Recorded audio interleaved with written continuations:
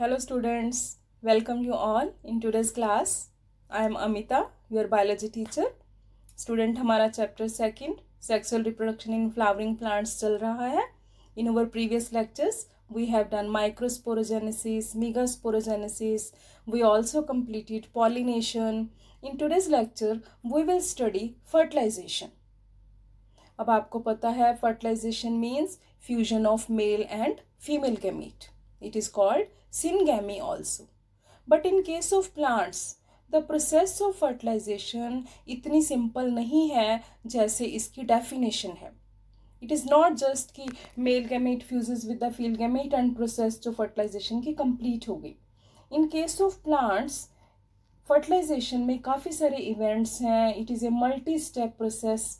So we will study all these events starting from the falling of pollens on the stigma up to fertilization. अब मैंने आपको बोला कि ये multi step process है, तो ये सारे स्टेप्स सारे इवेंट्स थे जो फर्स्ट टाइम एक साइंटिस्ट थे स्ट्रॉसबर्गर जिन्होंने डिस्कवर किए एंड एक्सप्लेन किए. तो उन्होंने कौन कौन से स्टेप्स थे डिस्कवर किए थे, चलो देखते हैं हम. तो हम उन स्टेप्स को 5 कैटेगरीज में डिवाइड कर सकते हैं. First is pollen pistil interaction, second germination of pollen grain, third growth of pollen tube, fourth entry of pollen tube into the embryo sac and double fertilization and triple fusion. अगर आप ये 5 steps पहले लिख लोगे तो आप जो है अटेम्प्ट करोगे जब ये क्वेश्चन की जर्मिनेशन ऑफ पॉलन ग्रेन कई बार हमारे क्वेश्चन आ जाता है तो इजी रहेगा आपको अटेम्प्ट करना. तो फर्स्ट स्टेप है pollen pistil interactions. अब pollen वर्ड यूज हुआ है, पिस्टल यूज हुआ है, हमने ऑलरेडी इनके दोनों के स्ट्रक्चर्स किए हैं, तो एक बार फिर रिकॉल करते हैं. हमें पता है pollen ग्रेन से मेल गमीटोफाइट बनता है. ठीक है, अगर हम स्ट्रक्चर ऑफ pollen ग्रेन को देखें, मैं इनलार्ज करती हूँ डायग्राम, तो इसमें जो है इनर लेयर, इसको हम क्या बोलते हैं, एंटाइन. एंटाइन के अंदर एक लार्ज वेजिटेटिव सेल होता है, स्मॉल जनरेटिव सेल होता है. Outside the intine there is a hard spiny exine which is made up of sporopollenin. पढ़ा था ना हमने. और at some points this exine is greatly reduced and it is thin, and these points make germ pore. In germ पोर से जब pollen germinate करता है तो एंटाइन है अलॉन्ग विद द साइटोप्लाज्म बाहर कूज आउट करती है, हम आगे देखेंगे. ठीक है, so this is the structure of pollen grain. फिर हमने पिस्टल बोला है, तो पिस्टल का ये स्ट्रक्चर है, हमने किया था प्रीवियस लेक्चर में. स्टिग्मा, स्टाइल, ओवरी, ओवरी के अंदर ओव्यूल्स होते हैं. All these 3 constitute a pistol. Clear है बेटे पॉलन एंड पिस्टल का डायग्राम. अब इंटरेक्शन क्या है, दोनों के बीच में इंटरेक्शन होती है. चलो आओ समझते हैं हम. बेटे ऐसा है कि जब पॉलिनेशन होती है तो हमें पता है विंड से पॉलन ग्रेन्स ट्रांसफर होते हैं from one flower to another. Water से भी होते हैं, इंसेक्ट से भी होते हैं, एनिमल से भी पॉलन ग्रेन्स ट्रांसफर होते हैं. तो अब विंड, एनिमल्स, इंसेक्ट्स को तो नहीं पता कि इस फ्लावर के पॉलन ग्रेन्स हैं तो हमने इसी के स्टिग्मा के ऊपर ही लैंड करवाने हैं. ठीक है, विंड तो पॉलन ग्रेन्स इतनी दूर दूर तक लेके जाएगी, तो कैसे पता चलेगा कि ये राइट पॉलन है, इसी फ्लावर के ऊपर लैंड होगा. तो उसके लिए क्या होगा, कौन डिसाइड करेगा बेटे कि which is pollen is compatible, कि कौन सा राइट पॉलन है, विच इज इनकम्पैटिबल. फ्लावर के ऊपर तो बहुत सारे पॉलन ग्रेन्स आके गिरेंगे, लेकिन वो अपने ही पॉलन ग्रेन को अलाउ करेगा जर्मिनेशन के लिए, तो कौन करेगा फिर उसकी हेल्प. Pistol will allow. इसीलिए हमने बोला pollen pistil interactions. पिस्टल में भी स्टिग्मा पोर्शन है. Stigma will decide. अगर स्टिग्मा के ऊपर जब पॉलन ग्रेन लैंड करेगा, स्टिग्मा को लगेगा कि ये राइट पॉलन है, तो उसको बोलेगा okay now you can germinate. लेकिन अगर उसको लगेगा कि ये राइट पॉलन नहीं है तो वो उसको अलाउ ही नहीं करेगा. अब राइट कैसे पता चलेगा, रॉन्ग कैसे पता चलेगा, इन दोनों के बीच में बेटे क्या होगी, केमिकल डायलॉग होगा. अब आप देखो इनकम्पैटिबल पॉलन है तो स्टिग्मा ने रिजेक्ट कर दिया कि तुम मेरे ऊपर जर्मिनेट नहीं कर सकते. ठीक है ना, पॉलन ट्यूब की ग्रोथ ही रुक गई. ठीक है, तो क्या होगा कि कंपैटिबल सिनेरियो में जब कंपैटिबल पॉलन आएगा तो टू सेल्ड स्टेज पे शेड होता है, हमें पता है। ठीक है, केमिकल डायलॉग स्टार्ट होगा दोनों के बीच में, पॉलन और स्टिग्मा के बीच में। स्टिग्मा कहेगा कि yes you are right pollen, जैसे उसको लगेगा कि ये पॉलन राइट है, stigma sugar and water secrete करना शुरू कर देगा पॉलन के लिए, और पॉलन उस sugar and water sweet secretion को एब्जॉर्ब करेगा और स्वेल हो जाएगा, उसमें स्वेलिंग आ जाएगी, उसका साइज इंक्रीज हो जाएगा। ठीक है, चलो हम एक डायग्राम भी ड्रॉ करके देख लेते हैं। Suppose this is our pistil, this is the right pollen. Stigma ने पहचान लिया कि this is the right pollen. Stigma ने क्या किया, शुगर एंड वाटर सिक्रीट कर दिया। अब ये जो राइट पॉलन है ये शुगर एंड वाटर को एब्जॉर्ब करेगा, एब्जॉर्ब करके इसका साइज क्या होगा, इंक्रीज हो जाएगा। जैसे ही इसका साइज इंक्रीज होगा तो जो एंटाइन है उसमें प्रेशर पड़ेगा, एंटाइन थ्रू जर्म पोर बाहर को निकल आएगी along with the cytoplasm of the vegetative cell, along with tube nucleus, ये मैंने T लिखा है, tube nucleus and generative nucleus. Vegetative cell को ट्यूब सेल हम इसीलिए कहते हैं क्योंकि वो in the form of tube बाहर निकलता है। ठीक है, और इस तरह से पॉलिनेशन, जो जर्मिनेशन है पॉलन ग्रेन की, वो स्टार्ट हो जाएगी। ठीक है, अब जर्मिनेशन है जो पॉलन ग्रेन की, वो डिपेंड करती है पॉलन वायबिलिटी पे। अब आप बोलोगे पॉलन वायबिलिटी क्या है? बेटे जैसे हम मार्केट से कोई भी चीज़ लेने जाते हैं, सपोज हम खाने की कोई चीज़ लेते हैं, पैकेट पे हम देखते हैं एक्सपायरी डेट क्या है। अगर तो उसकी एक्सपायरी डेट में अब भी टाइम है, यूज़ कर सकते हैं हम उसको, तो हम उसको लेते हैं। ठीक है, अगर एक्सपायरी डेट हो चुकी है तो हम कहते हैं कि अब ये तो यूजलेस है, हम नहीं खरीदेंगे। सो इसी तरह पॉलन का अपना एक टाइम पीरियड होता है कि वो कितने टाइम तक फर्टिलाइजेशन के लिए वायबल है, इफेक्टिव फर्टिलाइजेशन कर सकता है। अब जैसे वीट एंड राइस की मैं बात करूं तो इसके पॉलन ग्रेन्स 30 मिनट्स तक वायबल रहेंगे। फर्टिलाइजेशन हो गई 30 मिनट्स में, सारी जो जितने भी स्टेप्स हैं वो कंप्लीट हो गए।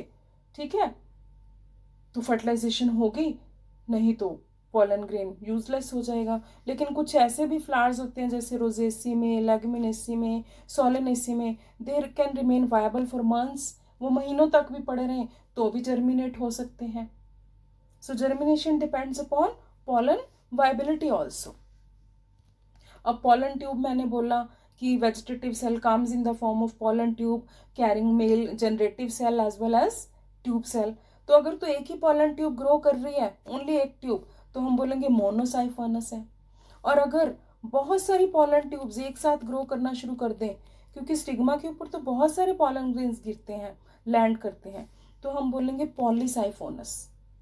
अब कंडीशन चाहे पॉलीसाइफोनस है, लेकिन at the end embryo sac तक एक ही पॉलन ट्यूब जो है पहुंच पाएगी, जिसके पास मेल गैमीट्स होंगे। ठीक है, अब पॉलन ट्यूब की ग्रोथ होगी। पॉलन ट्यूब ने क्या करना है, एम्ब्रियो सैक तक, यहाँ तक उसने किसी भी हालत तक नीचे तक आना है, तो पॉलन ट्यूब की ग्रोथ होगी। ठीक है, तो अब क्या होगा, जैसे जैसे पॉलन ट्यूब नीचे की तरफ आएगी, एम्ब्रियो सैक की तरफ आएगी, पॉलन ट्यूब में यहाँ पे क्या होगा कि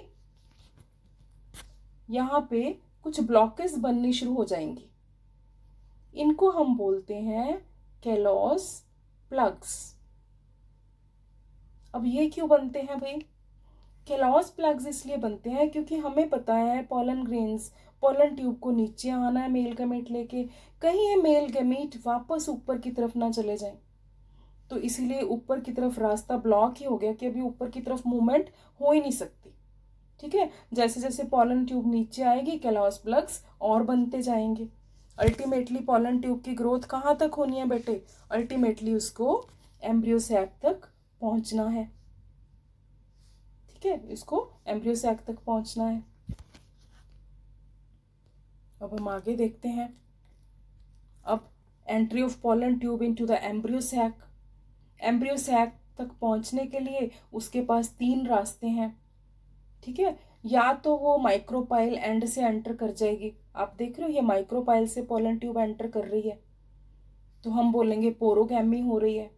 या फिर वो चैलजल साइड से एंटर करेगी, अब आपको एनाट्रोपोसोव्यूल हमने करवाया था, तो आप अब रिकॉल करो उसका डायग्राम। अगर चैलेजल साइड से, this is the micropylar and, this is the chalazal and, ठीक है, this is the chalazal and. यहाँ से एंटर कर रही है पोलन ट्यूब, तो हम बोलेंगे चैलेजोगैमी हो रही है। अगर वो इंटेगुमेंट से एंटर करती है यहाँ से, तो हम बोलेंगे mesogamy. When the pollen tube enters via integuments, तब उसकी एंट्री को क्या बोलेंगे हम, मीजोगैमी। बेटे ये 1 मार्क क्वेश्चंस आते हैं एग्जाम में। अब चलो सपोज हमने माना कि एंट्री हो गई पोरोगैमी से, अब क्या होगी, मेन प्रोसेस होगी double fertilization and triple fusion. क्या होगा कि pollen tube carrying these male gametes enter one of the synergids, ठीक है, यहाँ पे मैं एंटीपोडल्स बना देती हूँ, ठीक है, दीज आर एंटीपोडल्स। अब आप देखोगे, मैं डायग्राम को जूम करती हूँ थोड़ा सा, आपको सिनर्जिड्स में कुछ फिंगर लाइक प्रोजेक्शंस दिख रही हैं, यहाँ पे देख रहे हैं आप finger like projections. These are called filiform apparatus. हमने किया था स्ट्रक्चर जब किया था, ठीक है। फिलीफॉर्म अपरेटस का काम है कि पोलन ट्यूब को गाइड करना सिनर्जिड्स तक अंदर आ सके वो, along with the male gametes. चलो सिनर्जिड्स ने गाइड कर दिया, पोलन ट्यूब सिनर्जिड्स में एंटर हो गई। जैसे ही वो एंटर हुई, वो वाला सिनर्जिड्स तो डीजनरेट हो जाएगा। इसने अपने मेल गैमेट्स, 2 मेल गैमेट्स जो कैरी किए थे वो छोड़ दिए एम्ब्रियो सैक में, ठीक है, ट्यूब न्यूक्लियस पहले डिस्ट्रॉय हो जाएगा। अब दूसरे वाला जो सिनर्जिड है वो भी आफ्टर फर्टिलाइजेशन डीजनरेट हो जाएगा। अब 2 मेल गैमेट्स हैं जो एम्ब्रियो सैक में पहुंच गए। अब हम आगे देखते हैं क्या होगा। एक मेल गैमेट जो है वो एग के साथ मिलके फर्टिलाइजेशन कर देगा, ठीक है। One of the male gamete will fuses with the egg to form zygote, और दूसरा मेल गैमेट है जो, वो क्या करेगा, दूसरा मेल गैमेट है जो प्राइमरी, जो हमारा सेकेंडरी न्यूक्लियस था, इसके साथ फ्यूज हो जाएगा, ठीक है, to form PEC, primary endosperm cell. तो अब आप देख रहे हो कि 2 बार फर्टिलाइजेशन हुई। एक बार फर्टिलाइजेशन कहाँ पे हुई हमारी, जब one of the male gamete fuses with the zygote, it is called actual में फर्टिलाइजेशन जो सिनगैमी होती है। और दूसरी फर्टिलाइजेशन जब second male gamete fuses with the secondary cell, जिसमें ऑलरेडी क्या है, 2 हैप्लॉइड न्यूक्लियस हैं, तो ये क्या हो गई, दूसरी बार फर्टिलाइजेशन, डबल फर्टिलाइजेशन बोलेंगे हम। अब ट्रिपल फ्यूजन क्या है, क्योंकि इसमें 2 हैप्लॉइड न्यूक्लियाई पहले थे और एक मेल गैमीट का ऐड हो गया, तो टोटल कितने हो गए बेटे इसमें, प्राइमरी एंडोस्पर्म सेल जो बना उसमें कितने हो गए, 3n, ट्रिपल फ्यूजन, ठीक है। तो यहाँ तक हमारी 2 चीजें बनी, एक जाइगोट बना और एक बना primary endosperm cell which is triploid. Clear हो गया बेटा, इसीलिए इसको बोलते हैं double fertilization and triple fusion. अब हम समरी देखते हैं, क्योंकि हमें नोट्स भी बनाने हैं, ठीक है। 5 मार्क क्वेश्चन आ जाता है कई बार कंप्लीट। सिनगैमी हुई पहले, फर्टिलाइजेशन हुई, fertilization number 1 male gamete fuses with the egg, zygote बना, जाइगोट क्या था, डिप्लॉइड था, वो बाद में एम्ब्रियो में डेवलप होगा, एम्ब्रियोजेनेसिस हम नेक्स्ट लेक्चर में करेंगे, and this fusion is called syngamy. Clear. अब ट्रिपल फ्यूजन, इसके बारे में हम क्या लिखेंगे, other male gamete fuses with 2 polar nuclei to form primary endosperm cell, ठीक है।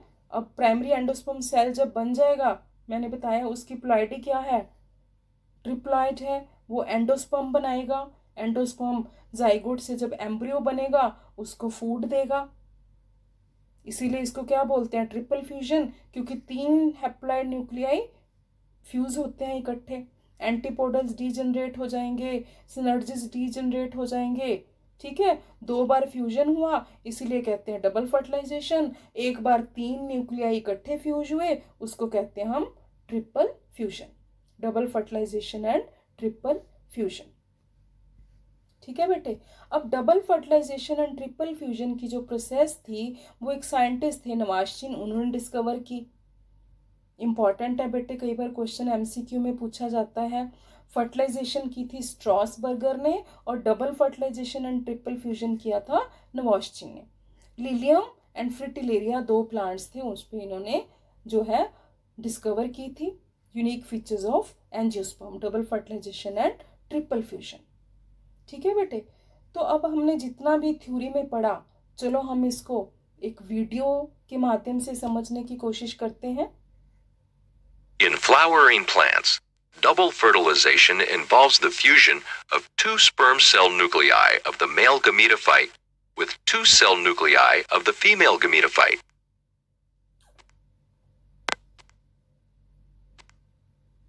The tube cell of the pollen grain elongates to form a pollen tube.